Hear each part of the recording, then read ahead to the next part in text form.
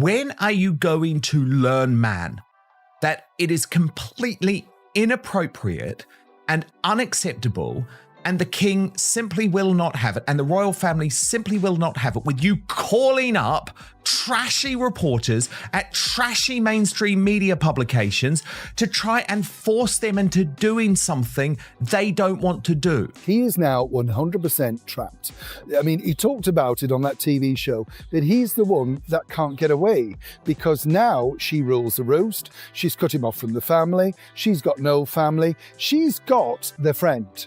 She's got Marcus Anderson. He's a fun person, and he will fill her in with the gossip and all of that sort of stuff. But, you know, Harry to her, a means to an end. Why is Harry making like all these games around his children, trying to be this, man that gets what he wants all the time, and using your children to do it? It's so wrong and disgusting. I don't even know. Harry is just a broken man, Dan. He is broken in a big way. And I feel sorry for those children. I really do, because they're the ones who are going to be the ones losing out and not having these experiences while they're young. All because Prince Harry is due in the country next month.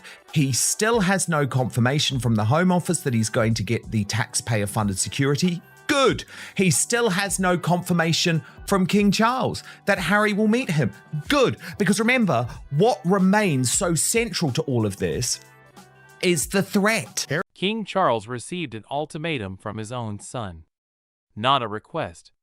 Not a conversation. An ultimatum. According to reports that have now been discussed across multiple media outlets, the message from Harry was direct and specific. Provide taxpayer-funded armed security, or I will not bring the children to visit you. A cancer-stricken father. A king. Being told by his son that access to his own grandchildren is conditional on getting what Harry wants from the British government. And Charles's response, the response that has generated more discussion than almost anything else in this ongoing saga. Seeing your grandchildren should just be a natural thing. There should not be any negotiations around seeing your grandchildren. How absurd is that? And at the end of all of this, Dan, Harry is going to regret it so much, because you do not use your children as pawns to get what you want.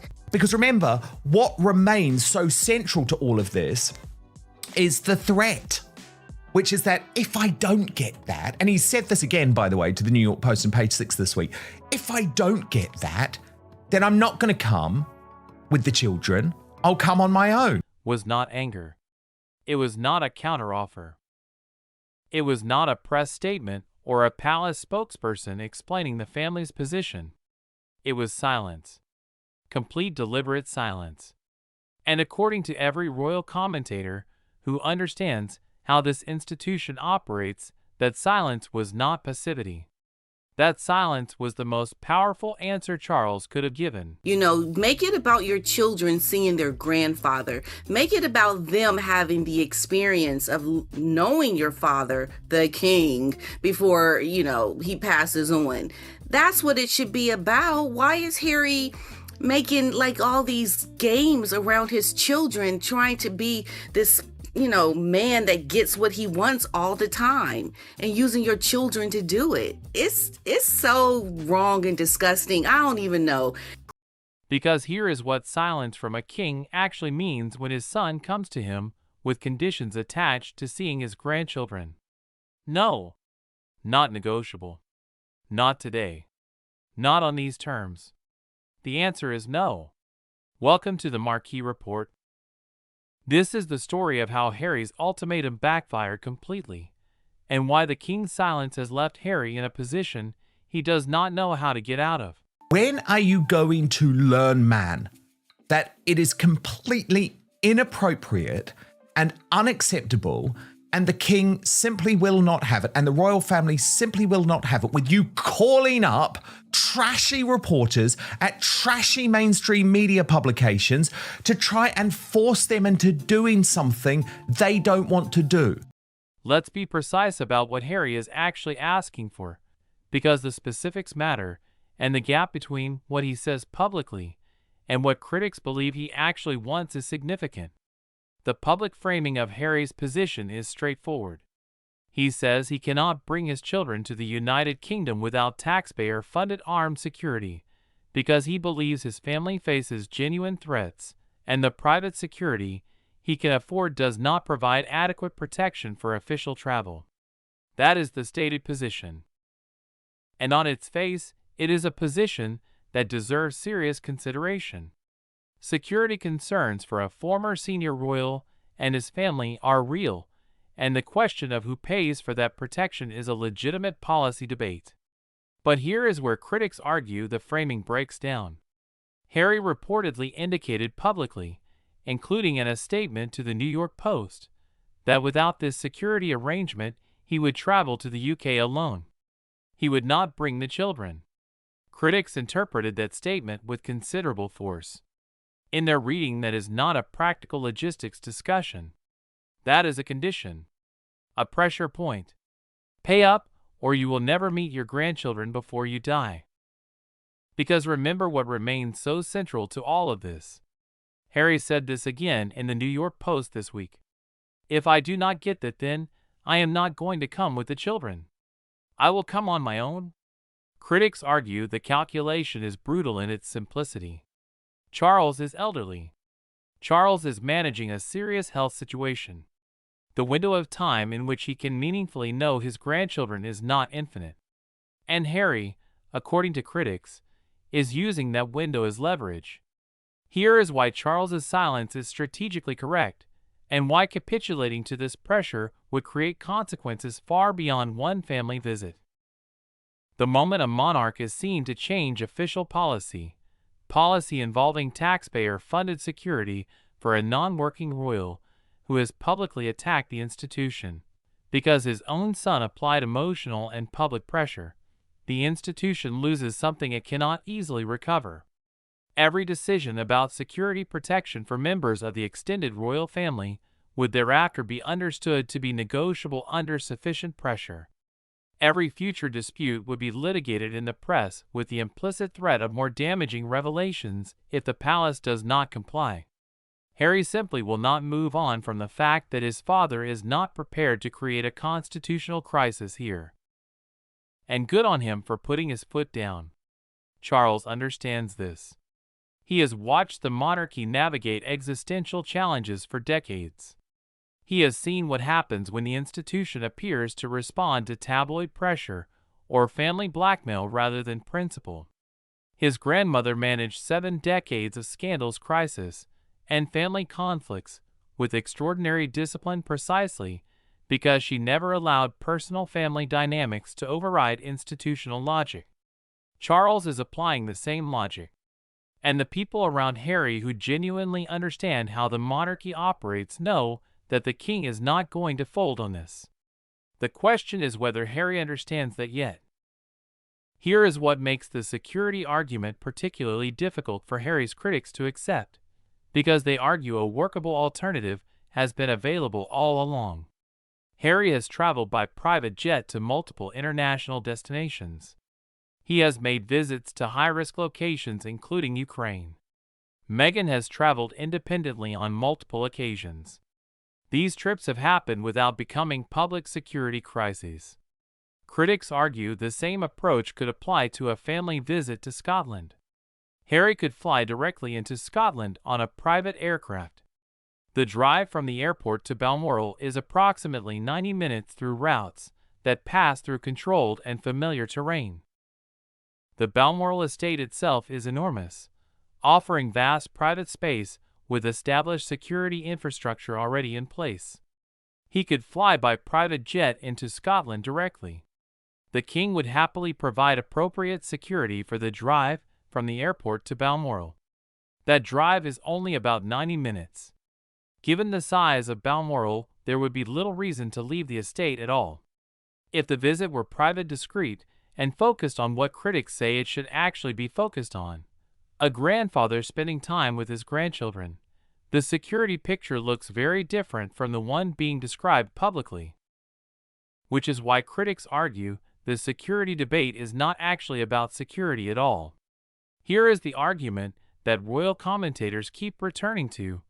because it reframes the entire dispute in a way that is very difficult to counter. This is not about a family visit. This is about permanent protection. Long-term guaranteed taxpayer-funded security, wherever Harry lives or travels indefinitely into the future.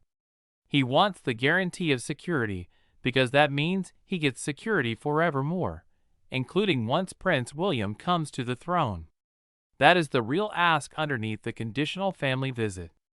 Harry wants a formal arrangement that outlasts Charles's reign, that survives the transition to William as king, that locks in a level of official protection and, critics argue, a level of official status that cannot simply be removed when the monarchy's priorities change.